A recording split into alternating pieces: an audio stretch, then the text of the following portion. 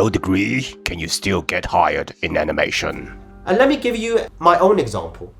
I didn't start as a 2D animator, but I love animation, I always have.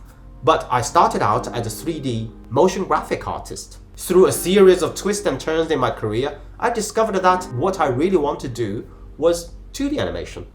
Well, nobody asked me to study it, nobody pushed me, I just loved it. I used my spare time to work through everything I could find. Studying animation, going through the Animator's survival kit, practicing on my own time. There's tons of resources out on the internet for you to develop yourself. Everything I had developed in motion graphics, sense of timing, design sensibility, efficiency of working digitally, and all of that fed directly into the 2D animation.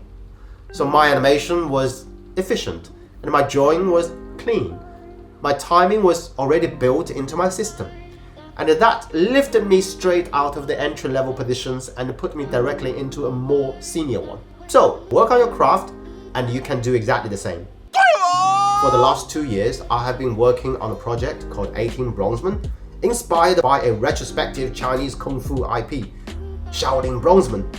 I had the itch of creating something completely new with this old IP, something that combines Kung Fu and sci-fi and magic all together. On top of it, I also wanted to talk about emotion problems everyone's having.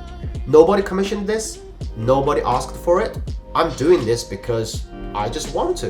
It is something I really want to visualize and it is something I really want to create. On this channel, you will see how exactly we do it, how we design the characters, how we craft the story, how we animate, and how we give each character their own life and a personality. The whole process, bit by bit. It's like watching a baby being made and seeing it come to life. Will it be a success? I honestly don't know, but that's not the point. The point is we are creating it. The point is for us to stay sharp and alive. So if you liked what you're seeing, subscribe and like us. And if you're an animator, don't quit. Rock on.